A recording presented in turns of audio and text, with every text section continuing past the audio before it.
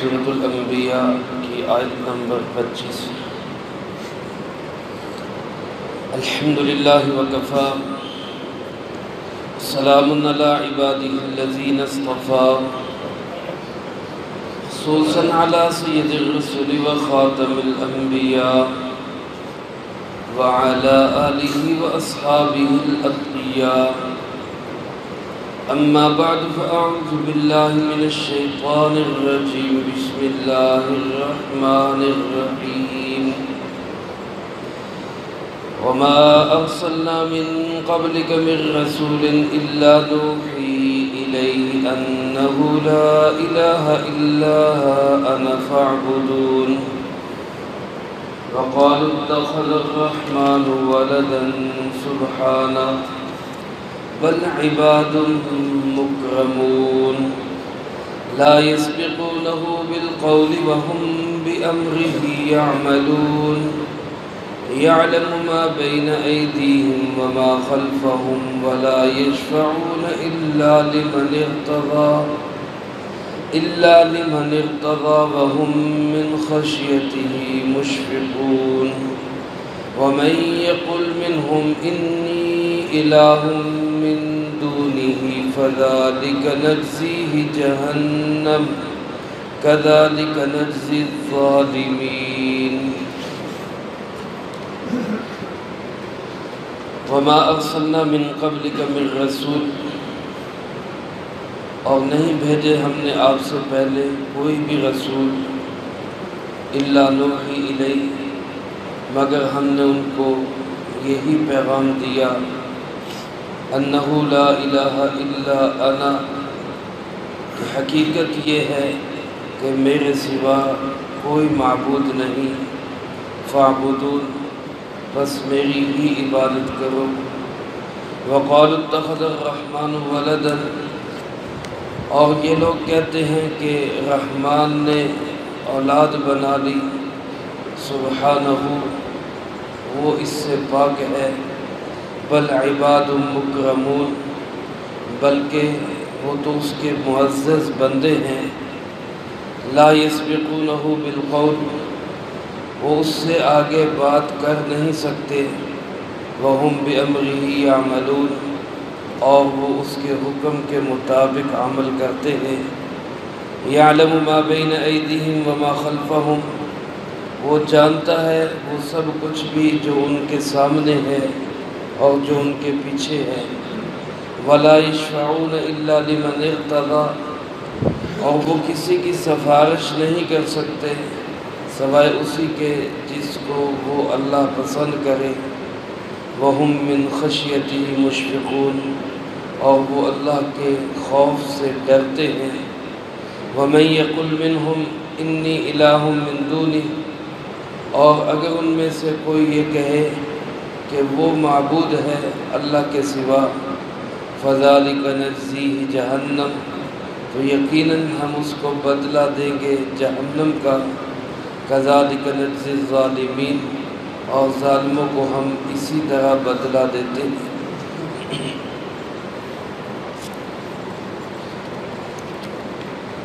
اس سے پہلی آیات مبارکہ میں توحید کے اثبات اور شرک کے ابطال کا ذکر تھا۔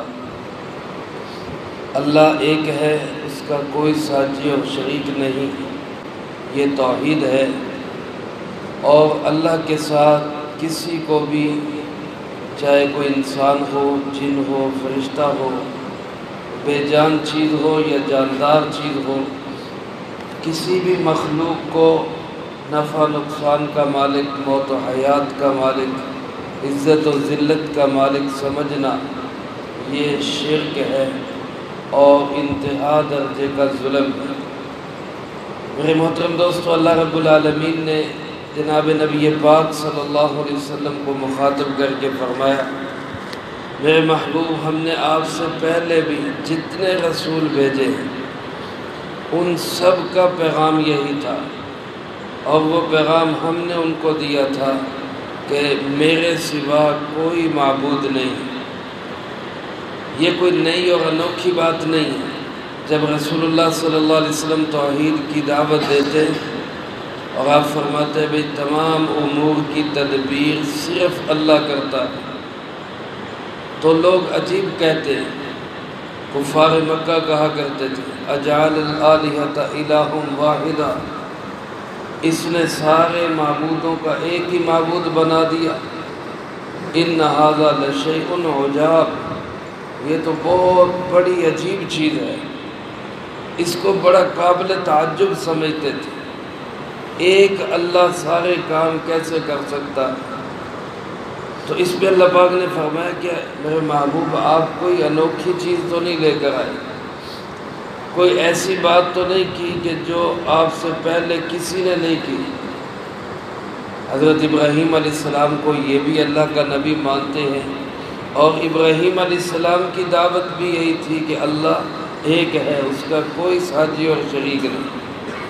تو یہ تو سارے نبیوں کی دعوت ہے، ان کو کیوں اس میں تعجب ہو رہا ہے؟ وَمَا أَرْسَلْنَا مِن قَبْلِكَ مِن رَسُولٍ، اے میرے محبوب صلی اللہ علیہ وسلم، ہم نے آپ سے پہلے جتنے بھی رسول بھیجے، یہاں میرے دوستو غور فرمائیں تو یہ لفظ بھی بتا رہا ہے کہ رسول اللہ صلی اللہ علیہ وسلم اللہ کے آخری نبی ہے۔ فرمایا کہ من قبل کا، آپ سے پہلے، اگر آپ کے بعد کوئی نبی کوئی رسول کسی طرح کا بھی آنا ہوتا تو یہاں من قبل کا کے ساتھ من بعد کا بھی ہوتا، آپ سے پہلے بھی جتنے بھیجے اور آپ کے بعد بھی جتنے بھیجیں گے ان کا پیغام یہی ہوگا، لیکن صرف قبل کا ذکر ہے، بعد کا ذکر نہیں۔ اس سے معلوم ہوتا ہے رسول اللہ صلی اللہ علیہ وسلم اللہ کے آخری نبی۔ فرمایا آپ تو آخری رسول ہیں، آپ سے پہلے بھی جتنے رسول ہم نے بھیجے، نوحی الی، سب کی طرف ہم نے یہی پیغام بھیجا، انہ لا الہ الا انا، حقیقت یہی ہے، سچائی یہی ہے، یقینی بات یہ ہے کہ میرے سوا کوئی معبود نہیں، میرے سوا کوئی مشکل کشا نہیں۔ اللہ پاک فرماتے میرے سوا کوئی مسئلے حل کرنے والا نہیں۔ فاعبدون، جب سارے کے سارے مسائل کا حل میرے پاس ہے، کام میں بناتا ہوں، میں نظام چلاتا ہوں، کائنات کی تدبیر میرے ہاتھ میں ہے، تو فاعبدون، عبادت بھی کس کی کرو؟ صرف میری کرو، میرے سوا کسی کی عبادت نہ کرو۔ شرک کی ایک انتہائی کبھی اور بری صورت یہ ہے کہ کسی کو اللہ کا بیٹا یا بیٹی قرار دیا جائے۔ عرب کے لوگ فرشتوں کو کہا کرتے تھے کہ یہ اللہ کی بیٹیاں ہیں، اور جب ان سے کہا جاتا کہ بھائی یہ بیٹیاں ہیں تو بیویاں کون ہیں، تو کہتے نعوذ باللہ یہ جننیاں ساری جو ہیں یہ اللہ کی بیٹیاں، اللہ کی بیویاں۔ اسی طرح عیسائیوں نے حضرت عیسیٰ علیہ السلام کو کہا کہ یہ اللہ کے بیٹے ہیں۔ یہ سب کا عقیدہ نہیں تھا، بلکہ ان میں سے اکثریت کا عقیدہ یہی تھا کہ حقیقی بیٹے نہیں ہیں، بس اللہ کے پیارے اتنے ہیں کہ اللہ نے اپنے اختیارات ان کو دے دیے، بیٹوں جیسا بنا لیا۔ چند ایک نے پھر آگے چل کے کہنا شروع کر دیا کہ عیسیٰ علیہ السلام اللہ کے حقیقی بیٹے ہیں۔ یہاں سے بگاڑ شروع ہوتا ہے کہ پہلے تو یہی ہوتا ہے کہ نہیں جی بڑے اللہ کے پیارے ہیں جی، اللہ کے ایسے ہیں، اختیارات اللہ نے آپ کو دے دیے، سب کچھ یہ کرتے ہیں، اور پھر آگے چل کے اگلی نسل ان کو وہ اولاد اور بیٹا ہی بنا دیتے ہیں۔ اسی طرح حضرت عزیر علیہ السلام کو بعض یہودیوں نے اللہ کا بیٹا قرار دینا شروع کر دیا۔ اللہ پاک ارشاد فرماتے اتخذ الرحمن ولدا، یہ لوگ کہتے ہیں رحمان نے کسی کو اولاد بنا لیا۔ ان کا نظریہ اور عقیدہ یہ ہے اللہ رحمان نے کسی کو اپنی اولاد بنا لیا۔ سبحانہ، فرمایا توبہ توبہ توبہ، وہ اللہ تو اس سے پاک ہے، وہ اللہ تو اس عیب اور نقص سے پاک ہے۔ اولاد کا ہونا میرے آپ کے لیے خوبی ہے، نہ ہونا عیب ہے، لیکن اللہ رب العالمین کے لیے اولاد کا ہونا نقص اور کمی ہے، اور اللہ پاک ہر قسم کے نقص اور کمی سے پاک ہے۔ تو جیسے وہ کسی بھی نقص سے پاک ہے، ایسے ہی اولاد کے ہونے سے بھی وہ پاک ہے۔ اس کی کوئی اولاد نہیں، اس کا کوئی بیٹا نہیں، کوئی بیٹی نہیں، وہ اس کا کوئی ہمسر ہی نہیں ہے، کوئی برابری نہیں ہے اس کے ساتھ۔ لیس کمثلہ شیء۔ پھر ان کی حقیقت کیا ہے؟ ان مقدس ہستیوں کی کیا حقیقت ہے؟ تو اللہ پاک فرماتے ہیں بل عباد، یہ سب کے سب اللہ کے بندے ہیں، فرق صرف اتنا ہے مکرمون، اللہ نے ان بندوں کو عزت دے دی، فرشتوں کو اللہ نے عزت دے دی، مکرم بنا دیا۔ جبرائیل علیہ السلام، میکائیل علیہ السلام، عزرائیل علیہ السلام، اسرافیل علیہ السلام، 4 مکرم فرشتے اللہ پاک نے عزت دے دی۔ اسی طرح انبیاء علیہ السلام، مقدس ہستیاں، اللہ رب العالمین نے ان کو عام لوگوں سے زیادہ عزت دی، مکرم بنایا، لیکن اس کا یہ مطلب نہیں کہ عزت دے دی اور اس کے ساتھ ساتھ اپنے اختیارات بھی اللہ نے ان کو دے دی، یا اب وہ سارے نظام کو چلا رہے۔ نہیں، اللہ پاک فرماتے ہیں ان کی تو اتنی بھی ہمت نہیں کہ اللہ کے سامنے کوئی بات ہی کر سکے۔ لا یسبقونہ بالقول، اللہ کے سامنے بات میں بھی سبقت نہیں کر سکتے۔ تم جن کو اولاد بنا رہے ہو، اولاد تو ہوتی ہے ماں باپ کے سامنے، کتنی دفعہ اولاد بول لیتی اور بات کر لیتی ہے، فرما بردار سے فرما بردار بچہ بھی بعض اوقات باپ کو کہہ دیتا ہے کہ ابا جی یہ بات آپ کی صحیح نہیں، ایسے صحیح ہے۔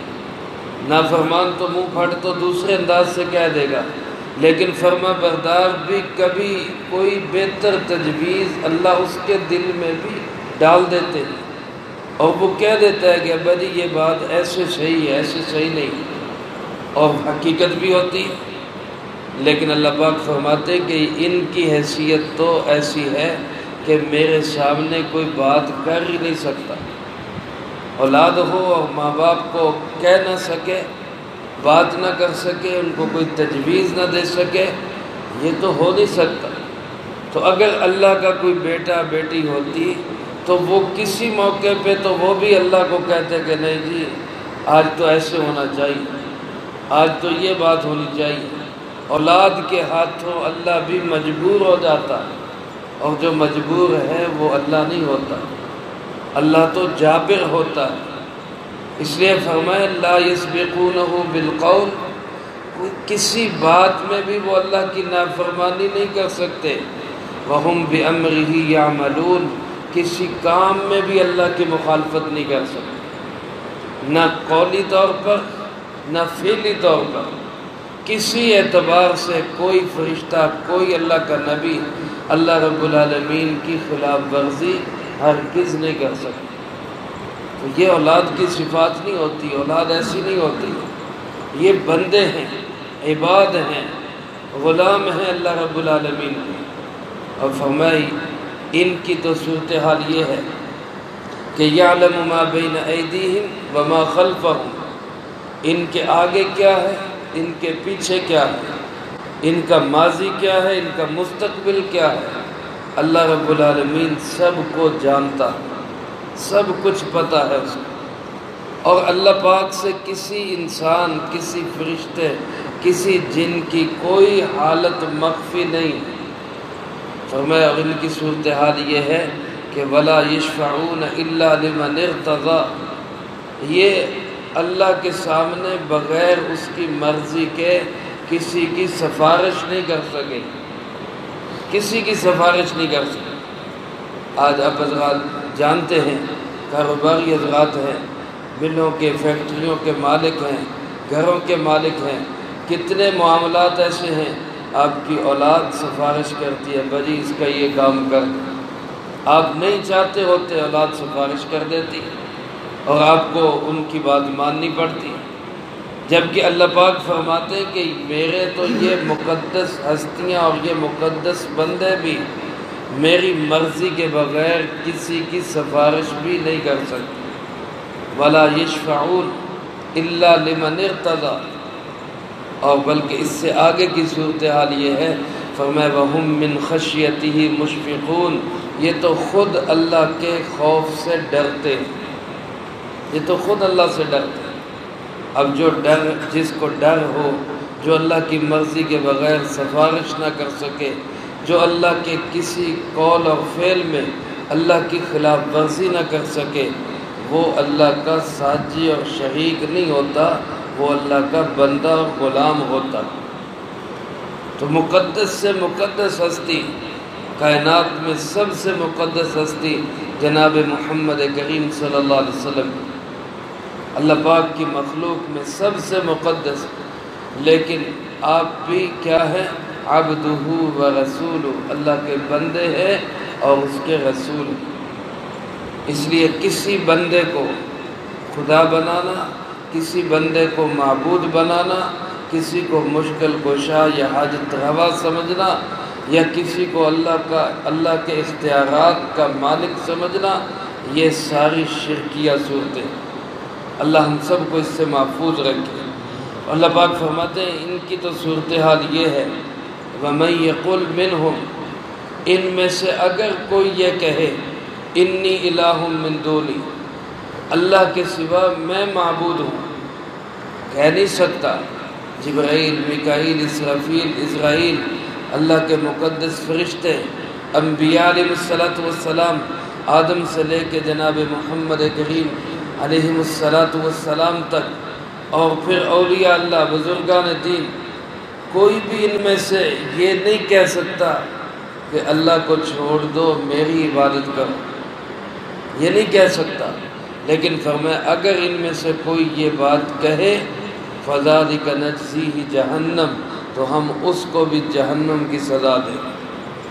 میرے محترم دوستو، یہ مجھے اور آپ کو سمجھایا جا رہا ہے۔ یقیناً اللہ کے نبیوں کی ساری زندگی توحید کی دعوت دیتے گزرتی ہے، اللہ کے اولیاء اللہ کی ساری زندگی توحید کی دعوت دیتے ہوئے گزرتی ہے، لیکن اللہ فرماتے ہیں اگر ان میں سے بھی بالفرض کوئی یہ کہے کہ مجھے معبود بنا لو، تو ہم اس کو بھی جہنم کی سزا دیں۔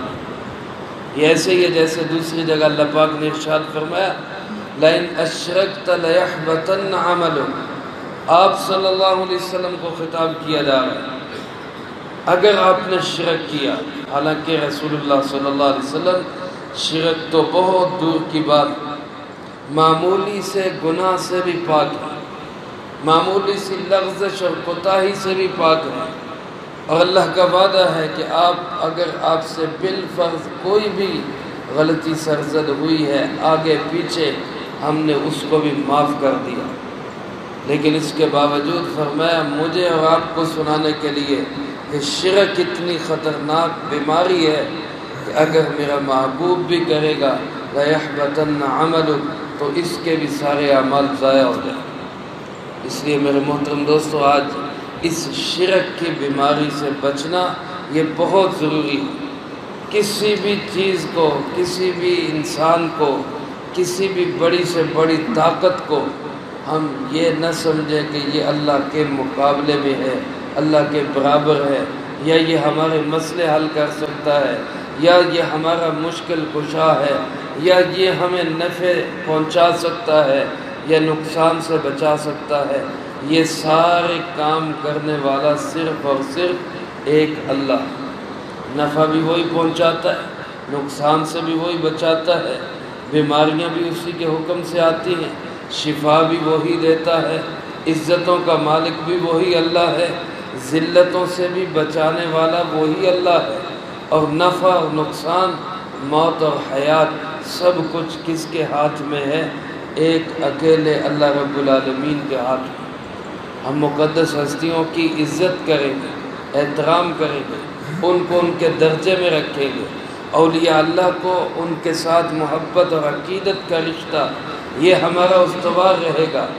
لیکن آج میرے عزیز دوستو، انہی بزرگان دین کی درگاہوں پہ جائیں تو وہ توحید کی دعوت دیتے دیتے جو گئے تھے ان کی درگاہوں کو آج انہی کے ماننے والوں نے شرک کے اڈوں میں بدل دیا، وہاں سے شرک ہو۔ اللہ ہم سب کو اس سے محفوظ فرمائے۔ تو اس لیے اولیاء اللہ سے محبت کا یہ مطلب ہرگز نہیں ہے کہ ان کو خدا بنا لیا جائے، ان کو معبود بنا لیا جائے، ان کو سجدے کرنے شروع کر دیا جائے، ان سے نظر و نیاز اور منت و فریاد یہ شروع کر دی جائے۔ عقیدت، احترام، عزت اور ان کی پوری رسپیکٹ یہ اپنی جگہ ہے، لیکن اس کے باوجود اللہ اللہ ہی ہے، بندہ بندہ ہی ہے۔ اللہ پاک فرماتے ہیں یہ بھی اگر کہیں گے کہ ہم معبود ہیں تو فذالک نجزیہ جہنم، ہم ان کو بھی جہنم کی سزا دیں گے، وَكَذَلِكَ نَجْزِي الظَّالِمِينَ، اور فرمایا ظالموں کو ہم اسی طرح بدلہ دیتے ہیں۔ چونکہ شرک بہت بڑا ظلم، ان الشرک لظلم عظیم، تو شرک کرنے والا ظالم ہوگا اور ظالم کی سزا جہنم ہی ہے۔ اللہ ہم سب کو جہنم سے محفوظ رکھے، کفر اور شرک کے ہر عمل سے اللہ پاک ہم سب کی حفاظت فرمائے۔ سورۃ کافرون یہ ایک ایسی صورت ہے جس میں انسان شرک کی ساری صورتوں سے برات کا اظہار کرتا ہے۔ قُلْ يَا أَيُّهَا الْكَافِرُونَ لَا أَعْبُدُ مَا تَعْبُدُونَ، جن کی تم عبادت کرتے ہو میں ان کی عبادت نہیں کرتا۔ وَلَا أَنْتُمْ عَابِدُونَ مَا أَعْبُدُ، جن کی میں عبادت کرتا ہوں تم نہیں کر سکتے۔ وَلَا أَنْتُمْ عَابِدُونَ مَا أَعْبُدُ، تو اس میں اس کا اظہار ہے کہ ہمارا شرک سے کوئی تعلق نہیں، لہذا اس صورت کو صبح و شام ہمیں اپنا ورد بنانا چاہیے۔ اسی طرح جو سورۃ اخلاص ہے وہ ساری کی ساری توحید پہ مبنی ہے۔ جیسے سورۃ کافرون میں شرک کی تردید ہے، ہم مشرک نہیں، اللہ ہمیں شرک سے محفوظ رکھے، تو اسی طرح اخلاص میں ساری توحید ہے کہ ہم اللہ کو ایک مانتے ہیں اور اس کا کوئی ساجی اور شریک نہیں۔ تو ان صورتوں کو ترجمے کے ساتھ اگر ہم اپنا ورد زبان بنائیں تو یقیناً ہمارے دلوں سے شرک کا زنگ اترتا جائے گا، توحید کا رنگ چڑھتا چلا جائے گا۔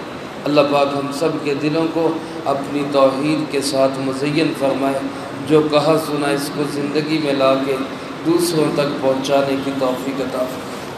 اللہم انت السلام و منک السلام، تبارکت ربنا و تعالیت یا ذا الجلال والاکرام۔ اللہم اعنا علی ذکرک و شکرک و حسن عبادتک۔ اللہم احسن عاقبتنا فی الامور کلها واجرنا من خزی الدنیا وعذاب الآخرہ۔ اللہم باقیتا کباقیت الولید، اللہم استر عوراتنا وآمن روعاتنا۔ اللہم انا نجعلک فی نحورہم ونعوذ بک من شرورہم۔ اللہم اکفنا بحلالک عن حرامک واغننا بفضلک عن من سواک۔ اللہم اکفنا کل مہم من حیث شئت ومن این شئت۔ یا ارحم الراحمین، اس پورے ہفتے میں جتنا درس قرآن ہوا، ان احباب نے جو جو اعمال کیے، یا اللہ پاک ان طلبہ عزیز نے جو پڑھائی کی، اس سب کو اپنی بارگاہ میں قبول فرما۔ اے اللہ پاک اس میں جو کمی کوتاہی ہوئی اپنی رحمت سے معاف فرما۔ اس سب کا جو ثواب ہمارے پیارے آقا جناب نبی پاک صلی اللہ علیہ وسلم کو نصیب فرما۔ آپ علیہ الصلوۃ والسلام کو ہم سب کی طرف سے بہترین جزائے خیر نصیب فرما۔ آپ کے توسل سے تمام انبیاء، تمام صحابہ، تمام اولیاء، تمام بزرگان دین، مشائخ امت، فقہاء امت، محدثین امت، میں اللہ پاک آپ صلی اللہ علیہ وسلم کے اہل بیت، ازواج مطہرات، بنات اطہار، اور یا اللہ ان حاضرین مجلس میں سے جس کے جو عزیز و اقارب، رشتہ دار، دوست، احباب، اساتذہ، مشائخ، والدین اس دنیا سے جا چکے، اے اللہ سب کو اس کا اجر و ثواب نصیب فرما۔ تمام مرحومین کی قبور کو جنت کا باغ بنا، سب کے درجات کو بلند فرما، سب کی سیئات کو معاف فرما، سب کو جنت الفردوس میں اعلیٰ مقام نصیب فرما۔ اے مولا کریم ہم میں سے ہر ایک کو اپنے اپنے وقت پہ اچھی موت نصیب فرما۔ بری موت اور اس کے اسباب سے بھی اللہ ہماری حفاظت فرما، عزت کی زندگی، شہادت کی موت نصیب فرما، اسلام والی زندگی، ایمان والی موت نصیب فرما۔ اے اللہ تمام بیماروں کو شفا عطا فرما، پریشان حالوں کی پریشانیوں کو دور فرما، مقروضوں کو قرضوں کے بوجھ سے رہائی نصیب فرما، بے اولادوں کو نیک صالح اولاد نصیب فرما۔ اے مولا کریم، یا اللہ ہماری تمام مشکلیں اپنی رحمت سے آسان فرما۔ اے اللہ ہمارے حالات کو درست فرما، وطن عزیز ملک پاکستان کے حال پہ رحم فرما۔ اے اللہ پاک اس پاک وطن کو پوری دنیا کے لیے اسلام کا نمونہ بنا، آئیڈیل بنا۔ اے ارحم الراحمین، نیک صالح حکمران نصیب فرما۔ اے اللہ ہماری دعاؤں کو اپنے فضل و کرم سے قبول فرما۔ ربنا تقبل منا انك انت السميع العليم وتب علينا انك انت التواب الرحيم۔ صلی اللہ علی النبی الکریم وعلی آلہ واصحابہ اجمعین برحمتک